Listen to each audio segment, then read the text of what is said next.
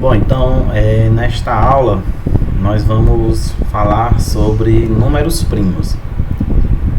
Essa questão ligada a números primos, deixa eu só trocar aqui a tela.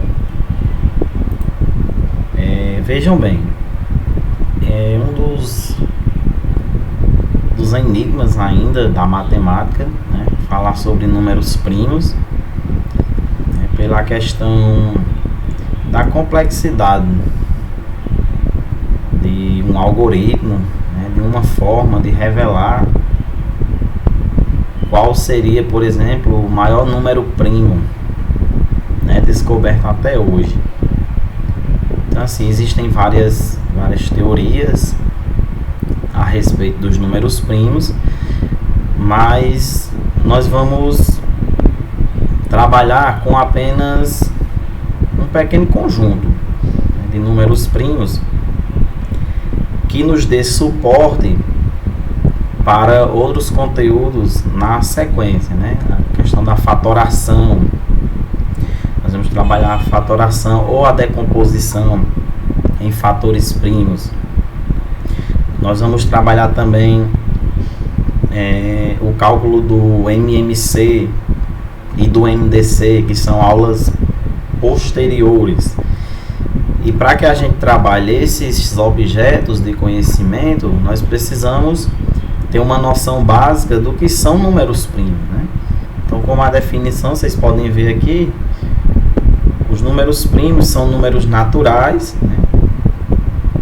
Está lá dentro do conjunto dos números naturais, né? Vamos lembrar que em outra aula nós falamos desse conjunto, né? São os números de 0 até o infinito, só que tem uma condição, né? Tem que ser maior do que 1. Ou seja, então não cabe no conjunto dos números primos. A gente começaria pelo 2, né? Nós estamos afirmando que 0 e 1 não são números primos e que possuem somente 2 divisores, ou seja, são divisíveis por 1 e por ele mesmo. Então vejam bem, pessoal, eu vou tentar explicar da forma mais simples possível, né? Já que a gente ainda não trabalhou a parte de divisores, mas tem uma videoaula que eu vou gravar para vocês, né? Eu vou indicar para vocês, só falando sobre o estudo dos divisores, né? Que também é muito importante. Lá nós vamos discutir a quantidade de divisores de um número, né? Os divisores de um número, como os critérios de divisibilidade, como saber se um número é divisível por outro e assim sucessivamente. Mas o que importa para a gente agora são os números primos, né? Então já sabemos que 0 e 1 não são primos, né? Uma coisa que nós podemos destacar aqui é que o 2 é o único número primo que é par, certo? O 2 é o único número primo que ele é par. Então, eu poderia já destacar para vocês aqui o conjunto dos números primos, começando a partir do 2, né? 2, 3, 5, 7, 11, 13, 17, 19, 23, 29, 31 e por aí vai. Mas vejam bem, aí vocês podem me perguntar, mas professor, como é que você sabe que esse conjunto 2, 3, 5, 7 e 11 eles são números primos?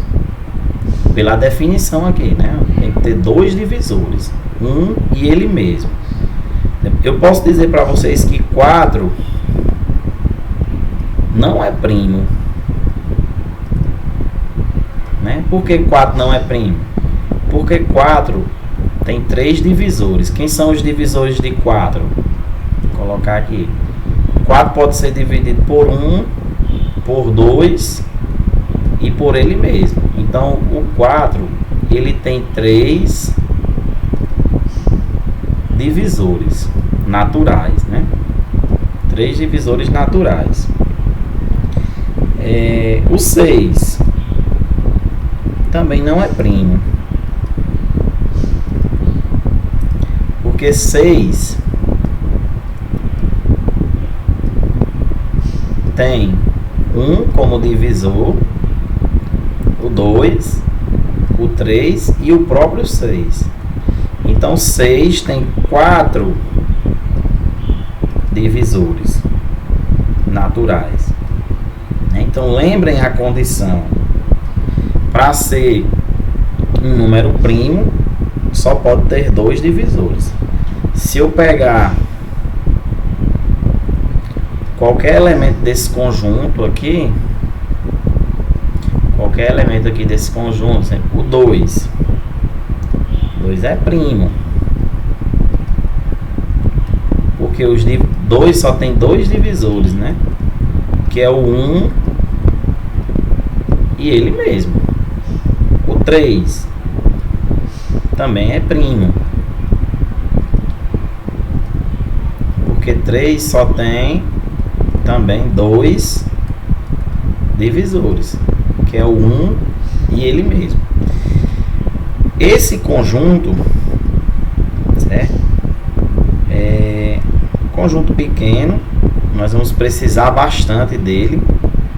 Se a gente for ver a decomposição de um número em fatores primos, né, nós vamos utilizar-se desse conjunto 2, 3, 5, 7, 11, 13, 17 para estar fazendo a decomposição de um número em fatores primos. Então, assim, é bom lembrar um pouco desse conjunto, certo?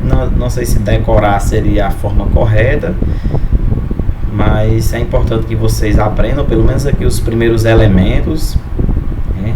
Não tem como saber todos, né? Como eu falei no início, a questão ligada ao conjunto dos números primos, ela ainda é bem abstrata, né? Ainda hoje se estuda bastante sobre os números primos.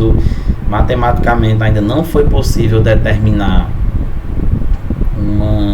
uma forma de determinar um número primo qualquer, né? A questão dos números primos, eu poderia dizer para vocês que tem uma grande aplicação na área de criptografia, porque usa-se bastante, né, a questão da criptografia. Como o número primo ele é muito complexo, então nós não vamos ver tantas aplicações. Nossas aplicações elas vão estar mais ligadas ao cálculo do MMC e do MDC, certo? Então é importante destacar aqui que vocês aprendam esse conjunto, né?